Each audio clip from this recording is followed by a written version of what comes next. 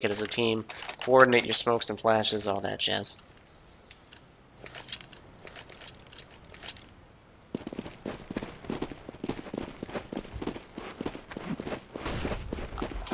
Okay, what round is this?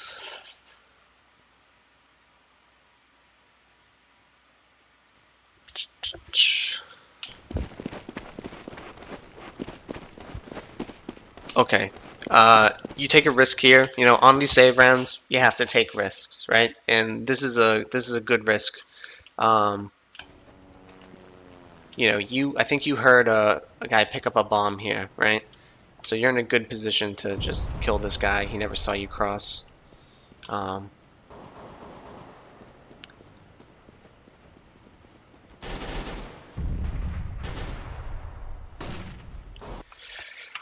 when playing long, now they didn't ever push out, you know, through double doors in this case, but when you do, um, you get a lot of information. Like, if you ever push through a spot, the most information like is pushing through long, right? As soon as you push through long, you know that, hey, I'm just a couple steps away from figuring out who's mid, right? You can flank incredibly fast.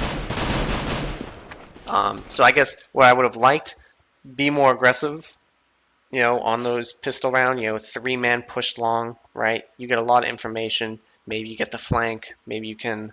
It's a calculated risk, right? Same thing at B, right?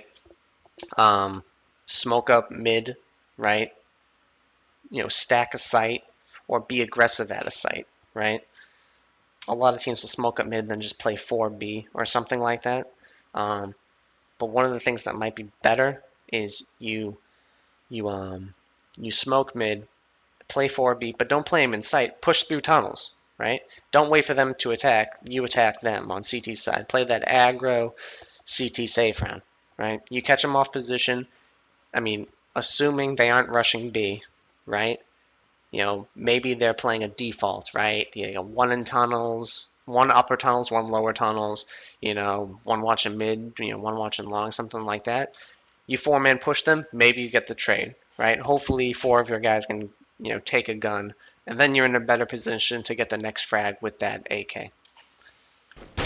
But the way you guys played a little passively at long, right? It ends up working okay for you, I think. I think you win this round, actually. But it's one of the things to consider on your save rounds as far as how to play them. You know, calculated risks, being aggressive, pushing, because a lot of the times, a lot of people play save rounds like they're going to outshoot your opponents with AKs, you know, just sitting there with pistols. You know, power in numbers, you know, have 3 people with pistols, push a spot, you know, 2-for-1 trade is still, hey, you have a gun now, right? And you can get a better pick. You push out here. Yeah, this is just a bad position for you. There were a couple positioning issues in the game, like right there. You probably would have been better off just sitting back. Especially, you know the bomb's down, right? What's the benefit of peeking out?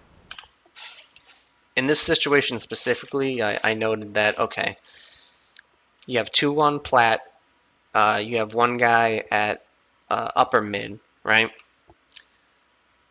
Don't force the... Right now, what could happen, I don't think it ends up happening, right? But don't let the T have 3 1v1s. Force a 3v1, right? Because now in this position, right, you have 1 guy at plat and 1 guy at upper mid, right? You don't know where he's going. This T on cat could either try to 1v1 your guy mid or 1v guy your 1 plat, right? You really want to have a 2v1. So I think it's Cutler, I think. Cutler should really be running around long and sitting on plat with your teammate, right? That way, you set up a crossfire. It's a 2v1 situation. It's a lot easier to win that than trying to force 2 1v1s.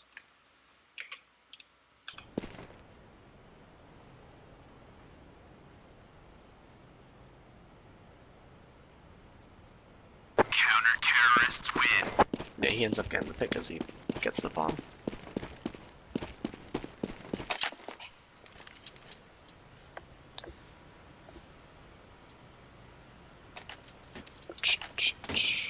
Round 17. 18.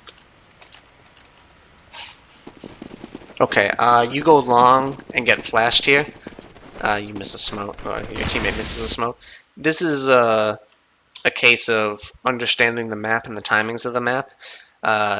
You don't preemptively turn around and you get flashed. And I don't know if you die from it, but it's a case where you could die from it, right? It's just one of those timing things. As you run up long, there's a certain timing where you need to turn around because if a guy pop flashes long, you're gonna get a flash from it, and then you're kind of a sitting duck. And is a save round, you guys kind of wreck face here. But if they have guns, they just peek you, you're in a horrible position as far as like how are you going to hide around a corner in this case. You guys are clean up.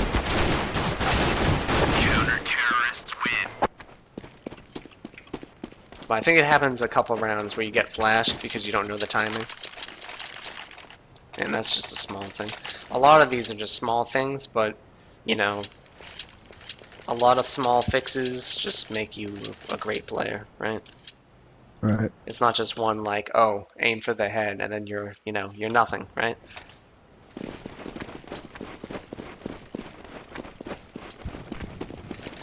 That's a good smoke your teammate, that's a good smoke your teammate flash, does, I think. So one thing you should call out here, I don't know, like the communication-wise, but you hear pistols, right? So that's like the first thing you should tell your teammates. You know, like, hey, it's a save round. We hear pistols. Even if they're decoys, right? If they just threw decoys, you're going to hear AK fire. You know, you're not going to hear pistol fire from a decoy grenade. You're going to hear pistol fire from a decoy grenade if it's a save round, right? So as soon as you hear, like, pistol fire, you need to tell your teammates and let them know it's a save round because you should be playing save rounds differently from gun rounds, right? You have to understand, like, okay, they're probably going to take more risks, all this stuff. The other thing is, because I think they try it this round, you should be thinking about calling. A lot of people don't make the correct calls in this situation as far as like, oh, they're long, but you haven't seen a bomb yet, and you should be calling that out. Like, I got 3 down long, but I haven't seen, you know, a bomb yet. Because a lot of people, you know, they panic. They call long, long, long. You know, maybe you over-rotate or something like that, and then the guy tries to ninja plant, right? And I think that's what happens in this game. They try to sell a fake. It doesn't end up working because you guys don't over-rotate, and that was good. But making sure you call that, hey, I don't have a bomb down here, watch the ninja, especially if it's a save round.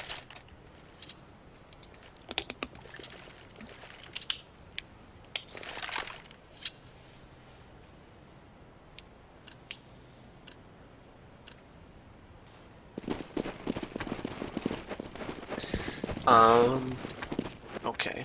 One of the things I don't like here is this setup on this round. You got one guy that pushes cat, one guy that pushes long, and then you're sitting on plat. It's not really a good setup, because okay, let's say your guy dies long, right? Now you have there are a lot of situations where you can get into where you're kind of a sitting duck in this spot as an opper if your guy dies long or your guy dies cat, you know, because now you're worried about 2 different angles. So like it's better to have like it's better to have, you know, 2 guys long if you're opping cat, or you know, in a better situation, you can just watch long and have your 2 teammates push up cat, right? Play too long, or, you know, don't play any. Or just have, you know, be aggressive on cat, right? Like, because now you're doing a whole lot of nothing in every position. your guy dies cat here now, right? And your teammate from long falled back. So now you're in a position where, okay, if they come long, I have to be ready for it. But if they come cat, I'm also fucked. So I have to be in a weird position. There are not a lot of good angles in this situation.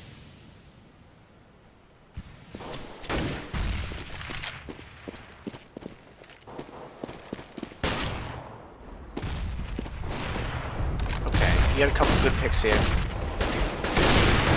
Now you play on site a lot, you know. If you had coverage from long, you could play probably on the ramp too. Sometimes it's a um, better spot to play because you can escape a lot easier, right? Like you don't have to risk kind of like jumping backwards over a box to get out of this weird position because there are a lot of pre-nades that can come off that sign. You know, you can nade up sight, stuff like that. A lot of teams will just smoke up sight. If there's a guy playing there, he's kind of fucked, can't pick you.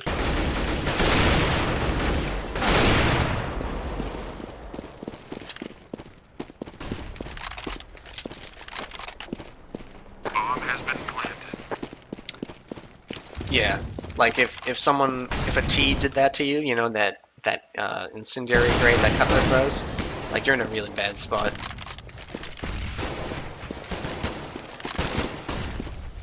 Because a lot of people will sit on site, take that first shot, and then fall back to ramp. Terrorists win.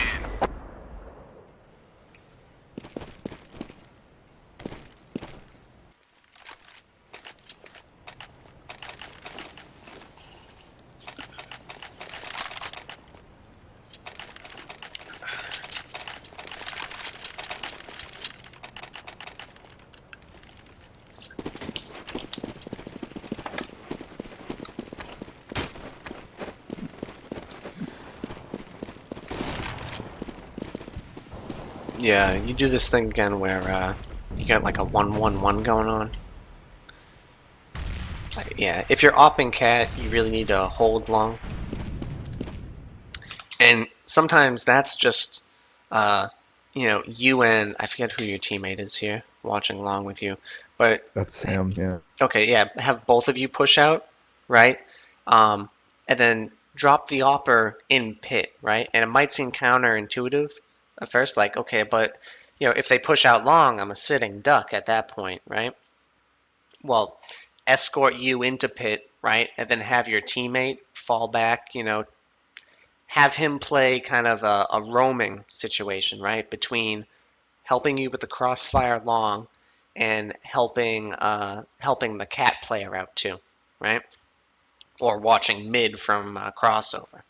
Because if you're in pit, right, you take the first shot as he's coming out, you know, you hit it, you don't, right? You fall back into pit, and you have your roamer player come in watching the crossfire, right? Because as soon as they hear that first op shot, they're going to be looking pit. They're waiting. They're going to try to get you, right? They're not going to be focused immediately on a crossover guy, right? You know, as soon as they, you know, have Sam, push out, you know, get the correct picks and set up a crossfire that way. Yeah, so you can play in that situation where you initially push two guys long, but then have one fall back, and that's perfectly okay to do.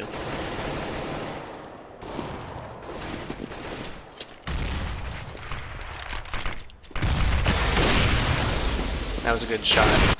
Yeah, in this situation, they try to smoke you up, and you do a good job of pushing, peeking, getting the shot as the smoke comes out.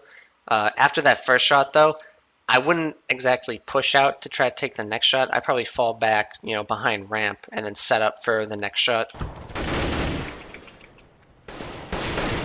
But you know, sometimes that just comes down to play styles as far as how aggressively you wanna try to get that next pick.